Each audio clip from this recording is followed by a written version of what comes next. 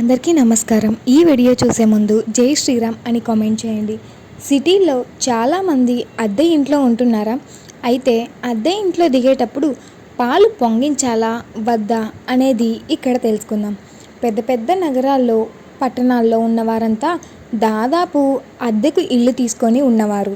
వేరే వేరే రాష్ట్రాల నుంచి జిల్లాల నుంచి వచ్చి సిటీల్లో ఉద్యోగాలు చేసుకుంటూ అద్దె ఇంట్లో నివసిస్తూ ఉంటారు.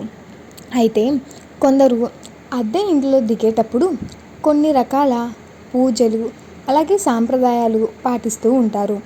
ఇల్లంతా శుభ్రం చేసుకొని ఇంట్లో పూజ కూడా చేస్తూ ఉంటారు. అంతేకాదు అద్దె ఇంట్లో దిగేటప్పుడు కూడా పాలు పొంగిస్తూ ఉంటారు. అయితే ఇలా పాలు పొంగించడం కరెక్టేనా? అద్దె ఇంట్లోకి మారాలి అనుకునేవారు శ్రావణం, భాద్రపదం, ఆషాఢం వంటి మాసాల్లో మారితే చాలా మంచిది.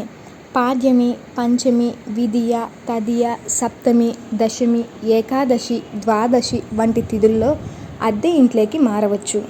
అద్దె ఇంట్లో పాలు పొంగిస్తే ఆ ఫలితం ఆ ఇంటి యజమానికి చెందుతుంది. అద్దె ఇంట్లోకి కేవలం వారం, తిథి చూసుకొని ప్రవేశిస్తే చాలు. పాలు పొంగించాల్సిన అవసరం పనే లేదు.